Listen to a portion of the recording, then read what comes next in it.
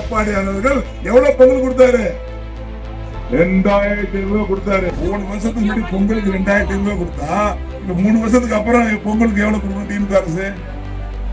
10,000 தரணும். அப்படியே ரிவர்ஸ் கீழே போட்டு மழை பயிர் வண்டி போயிட்டு கரகரன்னு கீழே இறங்கி ஒரு பாத்தீங்களா, கொஞ்சம் பிரேக் விட்டா கீழே போயிடும். அது கீழே போய் 1000.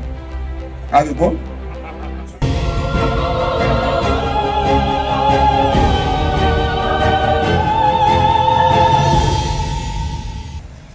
மாத உரிமை தொகை உயர்த்தி நாங்கள் வழங்குவதற்கு குறிப்பாக அண்ணன் எடப்பாடியானவர்கள் எவ்வளவு பொங்கல் கொடுத்தாரு?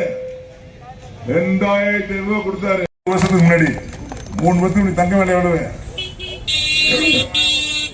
36,000 ரூபாய். இப்ப எவ்வளவு தங்க விலை? 53,000 ரூபாய். ஏற்கனவே சொல்லிட்டீங்க. எது கேட்கறது தெரியுமா? 3 வருஷத்துக்கு முன்னாடி 2,000 ரூபாய் கொடுத்தா 3 வருஷத்துக்கு அப்புறம் எவ்வளவு கொடுக்கணும்? 3 வருஷத்துக்கு முன்னாடி பொங்கலுக்கு 2,000 ரூபாய் கொடுத்தா, இப்ப 3 வருஷத்துக்கு அப்புறம் பொங்கலுக்கு எவ்வளவு கொடுக்கணும் திமுக அரசு?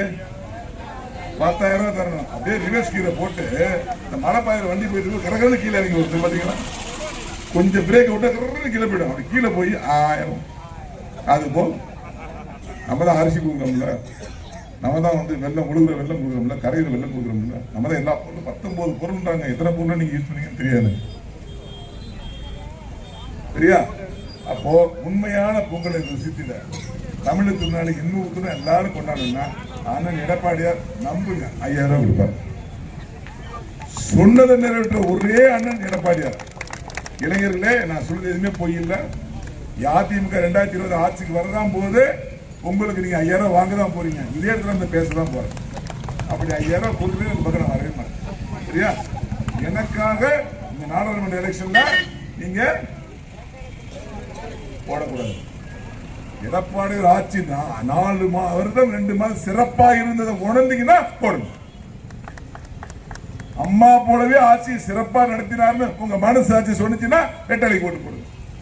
புரட்சி தலைவர் எந்த வாரிசையும் விட்டு வைக்காம இந்த கட்சி ஆணித்தரமா இத்தனை வருஷம் செயல்பட்டு இருக்குன்னா அது தர்மத்தின் மனுஷ கட்சி நீங்க நினைச்சீங்கன்னா ரெட்டலை போட்டு போடுங்க.